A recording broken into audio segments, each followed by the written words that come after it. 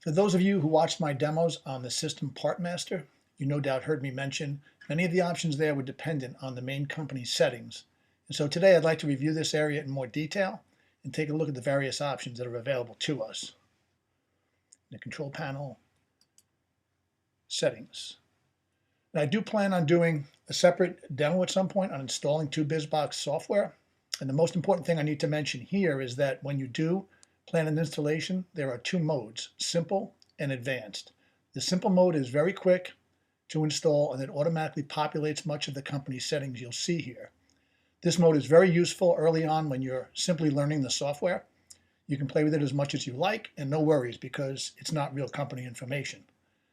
Now the advanced mode is the mode you'll use when you're ready to set up an actual company.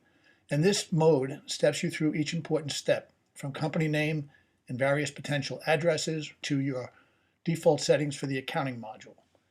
And to note, for those of you in the accounting world, the simple mode automatically establishes average weighted cost as the inventory cost valuation method, and the advanced mode allows you to choose either average weighted or standard cost. Once established, this particular choice or selection cannot be changed in the future. So with that having been said, here is the settings I have for Apex Manufacturing Incorporated. A company ID I selected was Apex 001. System language, the system actually supports English or Chinese. Company currency, US dollar. Days overdue and days current refer to the way aging takes place in accounting. Time zone set here, whether you want to show it or not, on different reports. Print barcode for order.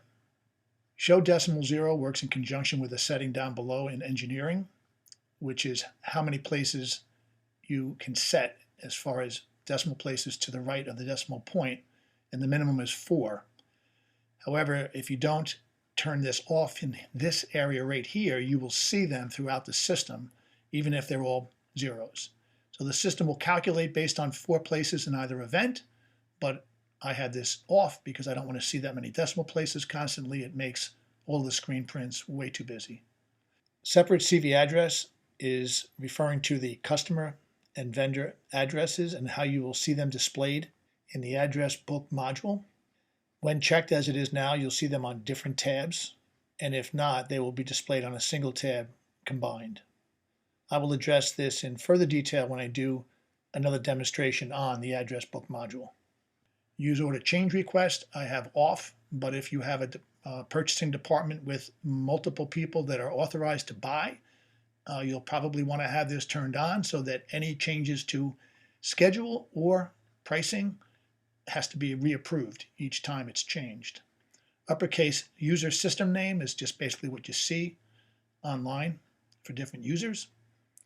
Bill to, ship to, and down below here, return address, ID on printing are all different addresses as far as the ID I've assigned to them.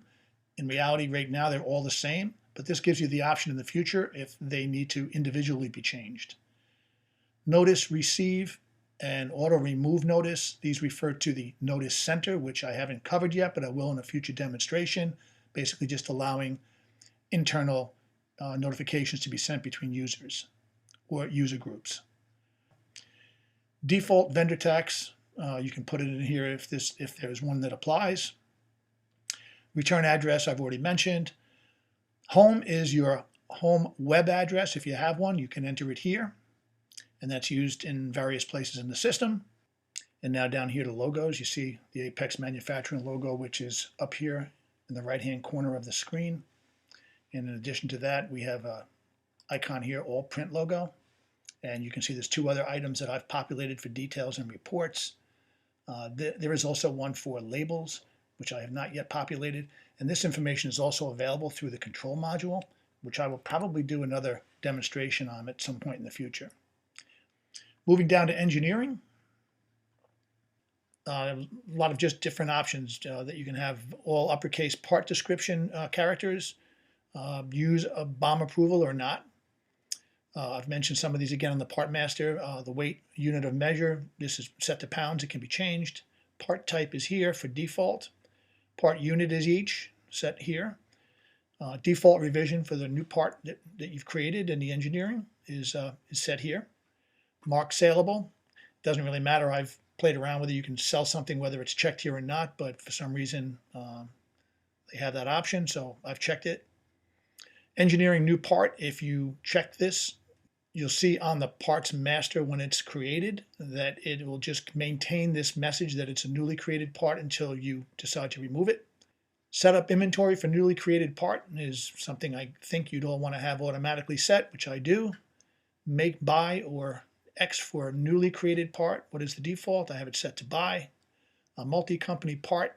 I mentioned this in the review of the part master, and this is essentially an option that you'll only see in the part master if it is set here, and this gives you that ability to assign an individual engineer or group of engineers to each part master. Part generate type is manual. I mentioned that in the part master review. Minimum length of the part I mentioned in the part master is set here to 3. Can't be any less than that. And 20 is the max set here, but it can be as many as 50. Using non-English characters is permitted, yes. Not sure I ever will, but I have it, yes. Use unique manufacturer's part. This refers to when you use the manufacturer ID in the part master if you want to restrict or allow unique part numbers from manufacturers. Again, decimal places I mentioned above is set to 4. You can't have it any less than 4. Show it HS code. There is nothing in the manual that describes exactly what this does. I know if I set it to green, it will show up on the part master, but I'm not sure exactly how it's utilized. So moving down to the sales area, I have not utilized some of these features, but according to the manual, the first few refer to the customer group module. So if there is a home page for the customer, RFQ receiver email, customer service request email. The discount code I know is set in the sales module if it does apply, and then it would be a list price that would be associated, and this would indicate for how many days it's valid. This check here is for if you require a sale date in the RMA or credit memo, when there is one. And here is use customer instruction in SO pick list, sales order pick list, and I have not utilized that. Moving up to purchasing. The first item here, enable receiving PO item with 0 cost. And the reason I have this checked is if you have a situation where a customer provides you or consigns you certain material that you need to produce the product that they're ordering, this is very useful because at that point the customer becomes a vendor as well, and you can utilize this to input and track the items that you are looking to receive, and you can account for them properly.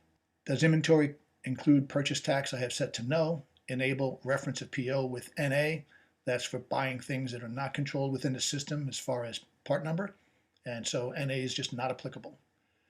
Use price with tax in PO SO. I do not have that utilized. Show average cost with growth rate in PO. As you can see, I do not have that activated either. The first items here in the work order cost control, initial cost of control, and over percent of control is all related, I believe, to use if you're using standard cost, which I am not, so that's how they stand by default. I'm using average cost, not standard cost, which is set here. And time period refers to the calendar, the shop calendar, and that can be set here. I just put in a couple of days, Monday and Tuesday, but you can set each day of the week, and you can set multiple times per day, depending on how you run your shifts. Auto approve sub work order, I have turned off. Default work order, of course, that's what we've seen a few times now in my other demonstrations, and it is Apex 001 by default. Need password for issuing. If you set this in the address book, you'll find an area that will, a new field that will pop up that will require the password there, and that's if you want to require a password for issuing parts to a work order. If you require a specific picker, you can set that here. Using backflush for consumable items is another setting you can set here if you want to have that feature. Using a tolerance refers to a tolerance that you establish in the bill of material for how much more of a particular item you can issue in the work order beyond what the actual required quantity is. Using multi-quantity for applying, as I understand it, that's controlling in some parts, I guess real low-cost parts, if in fact there is a minimum amount of pieces that you need to issue, stock, or I should say move from inventory. And so even if the work order is only requiring, say, 2, but you have to issue a minimum of 3, this is where you would set that capability. Manufacturing area, uppercase work instruction sequence, I have turned on. Default 2 unit is each as well. Work instruction sequence length I have set to 3. Enable reset average hours when updating the work instruction. I haven't utilized that. And use specific for work center. I haven't utilized that.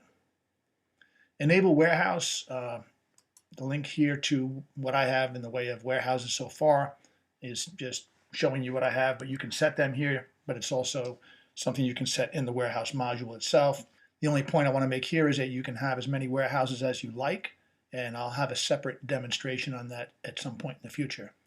You can have separate costs between warehouses, warning when 2 parts in one location, delete 0 quantity or location quantity automatically if you so desire, the last date of that inventory was taken, and then this I'm not sure exactly what it does, something to do with how you split items on a packing type.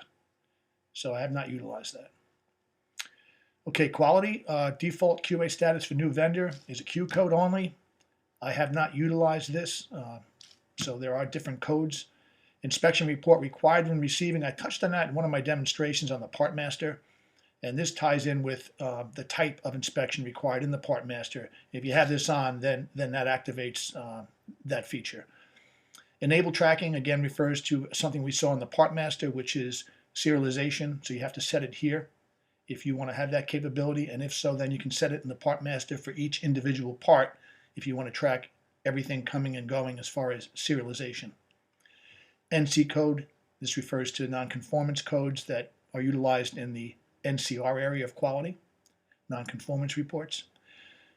In the accounting area, I know enough about accounting to be dangerous, but real quick, what I have set here is to make a general ledger transaction, so we record that on each work order receipt, allow an empty general ledger account to exist. Exchange rate, if there is one, you can enter it here. As far as use APR or AP accrued, all I can tell you about this is that it requires you to select one or the other. They can't both be on.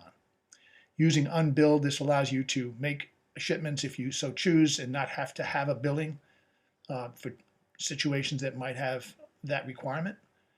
Remit address ID, strictly what I've chosen for that address, which you can choose whatever one you want. Allowing a negative credit or debit, I don't have selected. There probably are reasons to do that. I don't understand exactly why you would, but direction of exchange, profit and loss account is always debit. That's how it's defaulted. Use tax rate from, and we're using here customer address, which I haven't actually populated that. Down to time card. I haven't spent a lot of time on this, but I did have a selection here. Employee can log on to multiple jobs at the same time, and if they do so, calculate the time equally.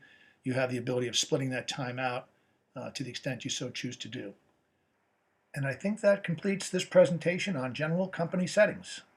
Thank you for watching.